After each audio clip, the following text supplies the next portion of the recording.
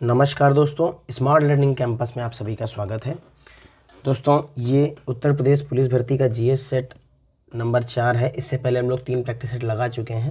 दोस्तों, अगर आपने वो प्रैक्टिस सेट नहीं देखे हैं तो प्लेलिस्ट में आप जा सकते हैं और इन वीडियोस को देख सकते हैं, जिससे आपको आगामी एग्ज़ाम में बहुत मदद मिलेगी।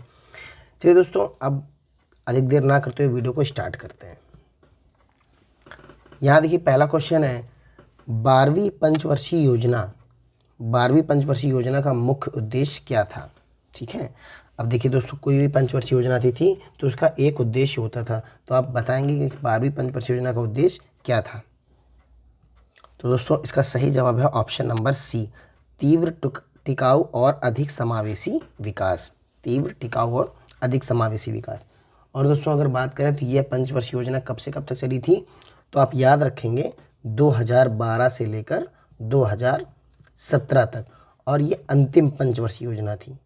ठीक है, जो ये 12वीं पंचवर्षीय योजना थी वो अंतिम पंचवर्षीय योजना थी। और इसके जो अध्यक्ष थे वो कौन थे, ध्यान रखेंगे, मनमोहन सिंह थे। ठीक है, इसके अध्यक्ष जो थे वो मनमोहन सिंह थे। आपको याद रखना है ये बातें। और दोस्तों, अगर बात करें पंचवर्षीय योजना कब से प्रारंभ हुई थी, तो जब ध्यान रखेंगे सन 1951 से ये पंचवर्षीय योजना ये स्टार्ट हुई थी। और पहली पंचवर्षीय योजना जो थी वो चली थी 1951 से 1956 तक। आप ये भी पॉइंट्स याद रखेंगे। ठीक है, तो चलिए दोस्तों, बढ़ते हैं अगले क्वेश्चन की तरफ। क्वेश्चन नंबर 2 ये रहा, क्योटो प्रोटोकॉल डैश से संबंधित है।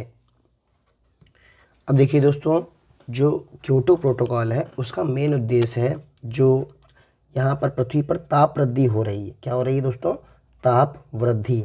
वो भी किसकी वजह से, जो वो ग्रीन हाउस गैसेज हैं उनकी वजह से जो ताप वृद्धि हो रही है उसमें कमी लाना, यानी कि ताप वृद्धि में कमी लाना।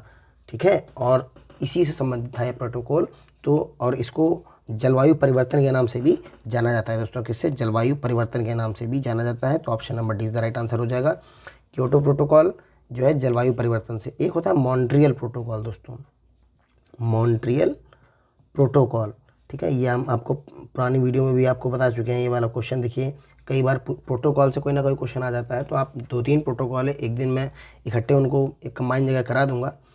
तो देखिए, मॉन्ट्रियल प्रोटोकॉल जो है ये है ओजोन से संबंधित। ठीक है, ओजोन परत के संरक्षण से संबंधित ये हुआ था 16 सितंबर 1987 में ये प्रोटोकॉल हुआ था कनाडा में। ठीक है, तो आप याद रखेंगे जो ओजोन परत से संबंधित है वो है मॉन्ट्रियल प्रोटोकॉल, और जो क्योटो प्रोटोकॉल है वो है जलवायु परिवर्तन से संबंधित।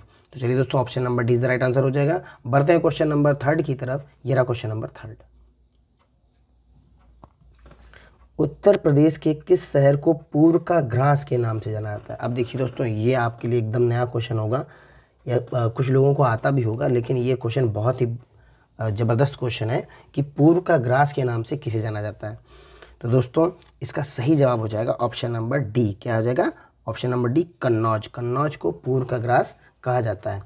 अच्छा दोस्तों, एक और हम क्वेश्चन आपसे पूछते हैं कि आप बताइए कन्नौज का प्राचीन नाम क्या है। प्राचीन नाम, कन्नौज का प्राचीन नाम क्या है। तो दोस्तों, इसे क्या कहा जाता था, कान्य कुब्ज। क्या कहा जाता था, कान्य कुब्ज। आपको ये पॉइंट्स भी याद रखना है, इंपॉर्टेंट जो भी बताया जाए आपको। अब देखिए दोस्तों, इसके बाद जो सम्राट हर्षवर्धन है, कौन है, सम्राट हर्षवर्धन, आपने नाम सुना होगा, हर्षवर्धन, और वो कन्नौज से ही संबंधित हैं। सम्राट हर्षवर्धन और पृथ्वीराज चौहान, वो सब का संबंध कन्नौज से है। अब देखिए दोस्तों, इसके बाद अगर बात करें इत्र नगरी। ठीक है, इत्र नगरी भी किसे कहा जाता है, इत्र नगरी भी कन्नौज को कहा जाता है। आप याद रख सकते हैं बिल्कुल। और जो यहाँ की भाषा है, भाषा वो कन्नौजी यहाँ पर बोली जाती है, कन्नौजी भाषा। ठीक है, तो आप इतनी बातें याद रख सकते हैं। चलिए दोस्तों, option number D is the right answer हो जाएगा। बढ़ते हैं क्वेश्चन नंबर 4 की तरफ। ये रहा क्वेश्चन नंबर 4। उत्तर प्रदेश में परंपरागत भूमि मापन इकाई क्या है। अब देखिए, उत्तर प्रदेश की हर जगह की परंपरागत भूमि जो इकाई भूमि मापन इकाई होती है वो अलग अलग होती है। उत्तर प्रदेश की परंपरागत भूमि मापन इकाई क्या है। तो देखिए दोस्तों, इसका सही जवाब हो जाएगा option number C is the right answer, बीघा। क्या हो जाएगा, बीघा। यहाँ उत्तर प्रदेश में जो भी भूमि मापी जाती है वो बीघा में मापी जाती है। 1 बीघा बराबर 20 बिस्वा। ठीक है दोस्तों, ये आप याद रखेंगे, ये आपसे पूछा जा सकता है। तो option number C is the right answer हो जाएगा। बढ़ते हैं क्वेश्चन नंबर 5 की तरफ। ये रहा क्वेश्चन नंबर 5। मुरादाबाद किसके लिए प्रसिद्ध है दोस्तों? बताइए इसका सही जवाब क्या होगा। तो देखिए दोस्तों, इसका सही जवाब हो जाएगा option number A is the right answer. वो है धातु की कलाकृतियों के लिए। अगर बात करें मुरादाबाद की, तो ये जो है पीतल जो हस्तशिल्प होता है, पीतल के हस्तशिल्प निर्माण के लिए ये विश्व विख्यात है दोस्तों। केवल उत्तर प्रदेश में ही नहीं, ठीक है, पूरे विश्व में विख्यात है, विश्व विख्यात है। ठीक है, ये आप याद रखेंगे दोस्तों। इसके अलावा रामगंगा जो नदी है, वो ये जो मुरादाबाद है, वो मुरादाबाद रामगंगा नदी के तट पर ही रामगंगा नदी के तट पर है दोस्तों। ठीक है, आप याद रखेंगे। चलिए option number is the right answer हो जाएगा। चलिए दोस्तों, बढ़ते हैं अगले क्वेश्चन की तरफ। ये रहा अगला क्वेश्चन, क्वेश्चन नंबर 6। निम्नलिखित में से कौन सा सिंधु घाटी सभ्यता का स्थल उत्तर प्रदेश में स्थित है दोस्तों? बताइए। तो देखिए दोस्तों, यहाँ पर जो अगर बात करें रोपड़ की दोस्तों, ये कहाँ पर है? ये पंजाब में है दोस्तों। कहाँ पर है? पंजाब में। अगर हम मांडा की बात करें तो आप ध्यान रखेंगे मांडा कहाँ था दोस्तों? बताइए। तो मांडा तो सबसे उत्तर भाग में स्थित है, जम्मू कश्मीर, जो कि अब लद्दाख इसे कहा जाएगा। अब ये लद्दाख में चला गया। ठीक है, अब ये लद्दाख में होगा। बनवाली की अगर बात करें तो ये दोस्तों हरियाणा में है। कहाँ पर है? हरियाणा में। अब देखिए क्या ऑप्शन बचता है? हुलास। और जो हुलास है दोस्तों, यही यूपी में उत्तर प्रदेश में स्थित है, और जो कि उत्तर प्रदेश के किस जिले में पाया गया है हुलास? तो दोस्तों सहारनपुर जिले में आपको देखने को मिलेगा ये हुलास। ठीक है, तो option number D is the right answer हो जाएगा। चलिए दोस्तों, बढ़ते हैं क्वेश्चन नंबर 7 की तरफ। ये रहा क्वेश्चन नंबर 7। निम्नलिखित में से कौन उत्तर प्रदेश का लोक नृत्य नहीं है? बताइए दोस्तों। तो अगर सबसे पहले बात करें चरकुला की, दोस्तों ये तो उत्तर प्रदेश का बिल्कुल लोक नृत्य है, और ये ब्रज क्षेत्र में नृत्य होली जो ब्रज क्षेत्र में यह नृत्य जो होता है होली के आसपास होता है। यानी ये समय जो है इस चरकुला लोक नृत्य का ही है, जिसमें लगभग 108 महिलाएं, कितनी महिलाएं? 108 दीपक जो हैं, 108 दीपक जलाए जाते हैं। ठीक है दोस्तों, आप ये याद रखेंगे। और जो महिलाएं होती हैं इन दीपकों को सर पर रख के नृत्य करती हैं। इसके बात करें अगर कर्मा की, तो दोस्तों जो कर्मा है ये भी उत्तर प्रदेश का नृत्य है, और ये लगभग सोनपुर,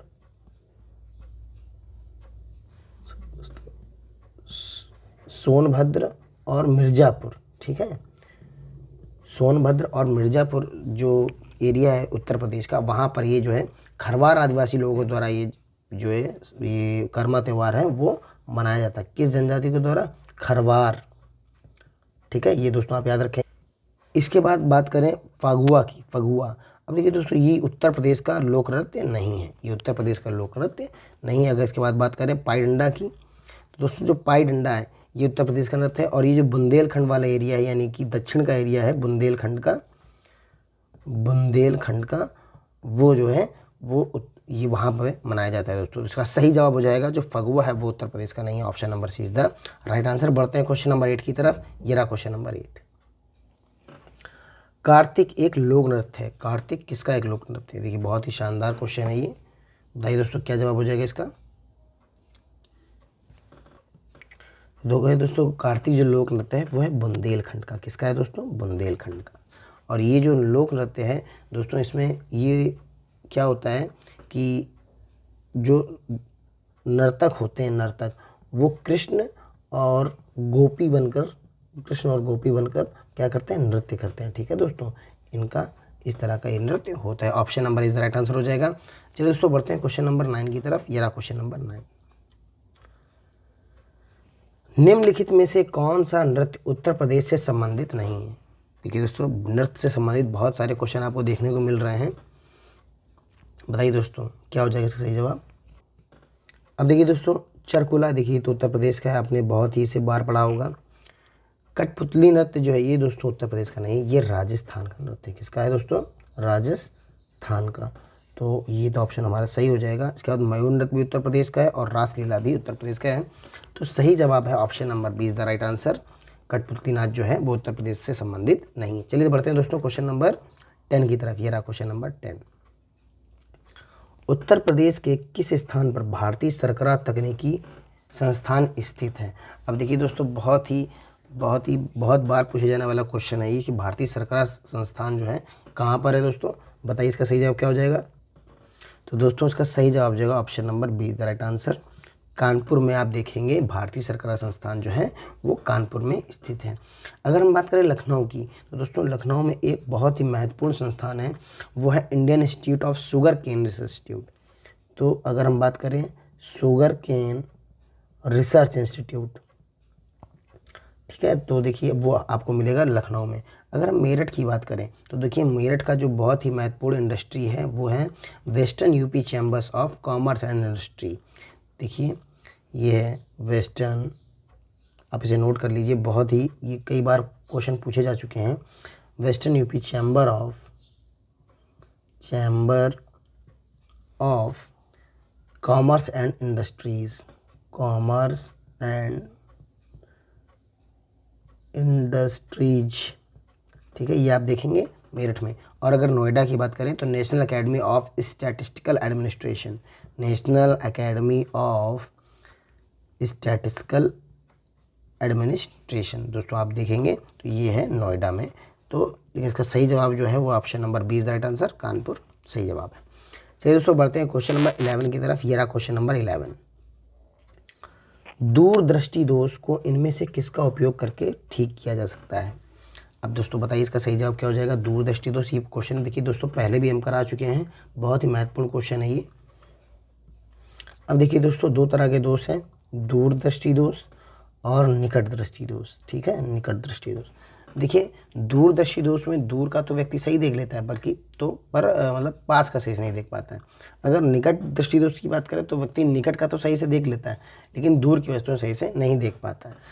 अब देखेंगे निवारण की अगर बात करें तो आप याद रखेंगे दूर ऊर, ठीक है, दूर ऊर, इसमें ऊ आ रहा है। देखिए अब जो ऊ आ रहा है तो वो हो जाएगा उत्तल लेंस, और जो बचा वो है निकट दृष्टि दोष के लिए अवतल लेंस, ठीक है दोस्तों। तो इसका सही जवाब हो जाएगा option number is the right answer. दूरदृष्टि दोष के लिए उत्तल लेंस हमें चाहिए रहेगा, option number is the right answer हो जाएगा। बढ़ते हैं क्वेश्चन नंबर 12 की तरफ। ये रहा क्वेश्चन नंबर 12। अब देखिए दोस्तों सापेक्षता का सिद्धांत किससे संबंधित है? सापेक्षता का सिद्धांत, देखिए ये जो सिद्धांत है वो अल्बर्ट आइंस्टीन ने दिया था दोस्तों। इसका सही जवाब हो जाएगा ऑप्शन नंबर डी, ठीक है। और देखिए इस सिद्धांत में दोस्तों ये बताया गया था कि जो E बराबर MC स्क्वायर, E बराबर MC स्क्वायर, देखिए अल्बर्ट आइंस्टीन ने ये कहा था अगर किसी भी चीज़ को हम प्रकाश के वेग से भेज दें, प्रकाश के वेग उसको दिला दे किसी भी चीज़ को, तो वो चीज़ एनर्जी में कन्वर्ट हो जाएगी दोस्तों। तो देखिए यहाँ पर E बराबर MC स्क्वायर, ये एनर्जी है आपका, एनर्जी, ये है मास, और ये है वेलोसिटी ऑफ लाइट, ठीक है दोस्तों, जो होती है C बराबर 3 × 10⁸ मीटर पर सेकेंड। दोस्तों ये है इसका पूरा, आप याद रख सकते हैं। Option number D is the right answer हो जाएगा। चलिए दोस्तों बढ़ते हैं क्वेश्चन नंबर 13 की तरफ। ये रहा क्वेश्चन नंबर 13। ब्लीचिंग पाउडर का रासायनिक सूत्र क्या है दोस्तों? ब्लीचिंग पाउडर का बताइए दोस्तों बिल्कुल सरल है ये, CaOCl2। क्या हो जाएगा? Option number C is the right answer, CaOCl2 bleaching powder का ये सूत्र हो जाएगा। इसके अलावा अगर बात करें तो ये है, देखिए कैल्शियम हाइड्रोक्साइड,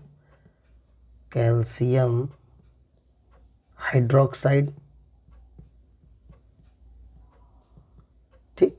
अगर ये बात करते हैं कैल्शियम क्लोराइड है, ये कैल्शियम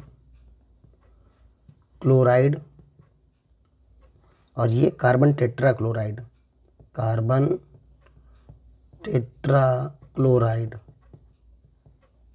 तो आप ये सारे नाम याद रख सकते हैं। Option number C right answer हो जाएगा। बढ़ते हैं क्वेश्चन नंबर 14 की तरफ। ये रहा क्वेश्चन नंबर 14। मानव में अमोनिया जो जहरीला है को यूरिया में कौन बदल देता है? दोस्तों बताइए कौन बदल देता है अमोनिया को यूरिया में? दोस्तों याद रखेंगे आप कि जो मानव में अमोनिया जो होता है, अमोनिया जो जहरीला है को यूरिया में कौन बदल देता है? तो वो बदलता है लीवर बदल देता है। कौन बदलता है दोस्तों? लीवर इसे यूरिया में बदल देता है। ठीक है, आप याद रखेंगे, बहुत ही महत्वपूर्ण क्वेश्चन है दोस्तों। चलिए दोस्तों बढ़ते हैं क्वेश्चन नंबर 15 की तरफ। ये रहा क्वेश्चन नंबर 15। निम्नलिखित में से कौन सा पादप हार्मोन वृद्धि को रोकता है और पत्तियों को मुरझाने के लिए जिम्मेदार होता है? बताइए दोस्तों। तो देखिए दोस्तों, अगर यदि हम पादप की बात करें, पेड़ पौधों की बात करें, तो उनके लिए सबसे खतरनाक अगर कोई हार्मोन है तो वो है एब्सिडिक एसिड। देखिए, इनमें से जो एब्सिडिक एसिड है वो बहुत ही खतरनाक है पादप के लिए, क्योंकि ये जो है इसे वृद्धिरोधी हार्मोन भी कहते हैं। क्या कहते हैं दोस्तों? वृद्धिरोधी हार्मोन इसे वृद्धिरोधी हार्मोन इसे कहते हैं। ठीक है, ये जो अम्ल होता है एब्सिडिक अम्ल, ये देखिए दोस्तों पत्तियों, फलों एवं पुष्पों में जो विलगन परत का निर्माण करके विलगन को नियंत्रित करता है। ठीक है, यह बीजों एवं कलियों को सुप्तावस्था में बनाए रखने में सहायता करता है। इसकी वजह से क्या होता है कि जो पत्तियों में छिद्र होते हैं उनको भी ये क्या कर देता है? उनको भी ये बंद कर देता है। ठीक है, जो पत्तियों में छिद्र होते हैं उनको भी बंद कर देता है। तो इसी वजह से पत्तियों का पोषण सही से नहीं हो पाता है और पत्तियाँ मुरझा जाती हैं। Option number C is the right answer हो जाएगा। बढ़ते हैं क्वेश्चन नंबर 16 की तरफ। ये रहा क्वेश्चन नंबर 16। निम्नलिखित में से किस राज्य में गहीरमाथा समुद्री अभयारण्य नाम का एक समुद्री अभयारण्य स्थित है? तो दोस्तों बताइए इसका सही जवाब क्या होगा? दोस्तों इसका सही जवाब होगा option number be the right answer, Odisha. क्या होगा दोस्तों? ओडिशा। देखिए, ओडिशा राज्य में ही जो है वो गहीरमाथा समुद्री अभयारण्य है। और ये किसके लिए बनाया गया है दोस्तों? तो ये कछुओं के संरक्षण के लिए दोस्तों बनाया गया। और कब बनाया गया था? 1997 में ये शुरू किया गया था। ये संरक्षण जो है गहीरमाथा समुद्री अभयारण्य। ठीक है, तो कहाँ पर है? ऑप्शन नंबर बी, ओडिशा में। बढ़ते हैं क्वेश्चन नंबर 17 की तरफ। ये रहा क्वेश्चन नंबर 17। निम्नलिखित व्यक्तियों में से किसने भारत के राष्ट्रगान की रचना की है? बहुत ही सिंपल क्वेश्चन है दोस्तों।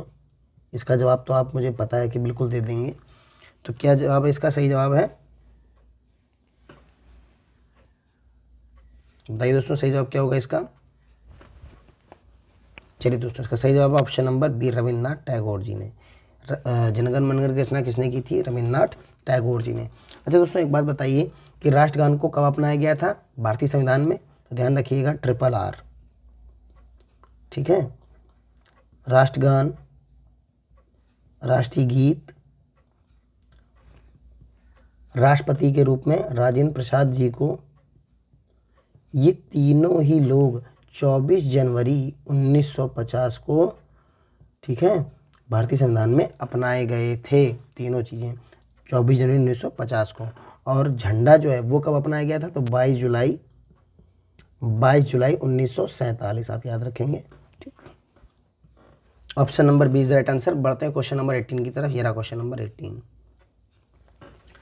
साहित्य अकादमी पुरस्कार किस वर्ष शुरू किया गया था? दोस्तों बताइए इसका सही जवाब क्या होगा? साहित्य अकादमी पुरस्कार कब शुरू किया गया था?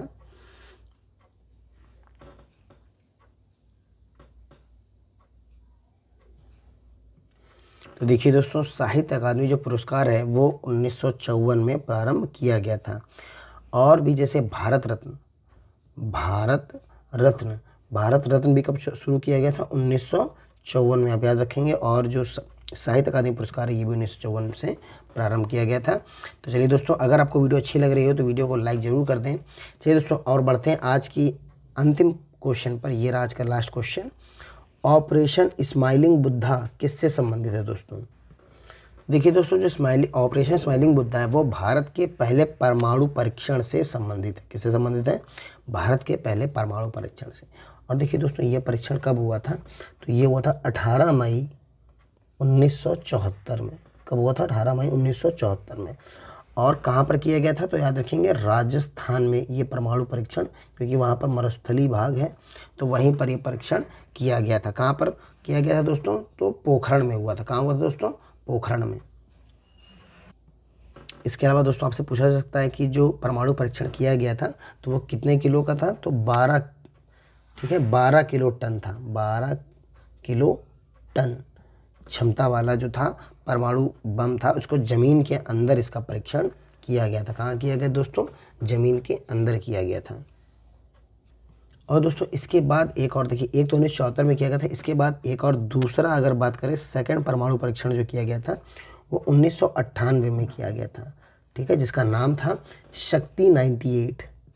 शक्ति 98। तो पहले का नाम था स्माइलिंग बुद्धा, दूसरे का था शक्ति 98। आप ये याद रखेंगे दोस्तों, ठीक है। तो इसका सही जवाब है ऑप्शन नंबर 19 का, option number D is the right answer. तो दोस्तों अगर आपको वीडियो अच्छा लगा हो तो लाइक करिए, अपने दोस्तों के साथ शेयर करिए, और अगर आप हमारे चैनल में नए हो तो चैनल को सब्सक्राइब जरूर कर दें। तो दोस्तों मिलते हैं अगली वीडियो में, तब तक के लिए नमस्कार।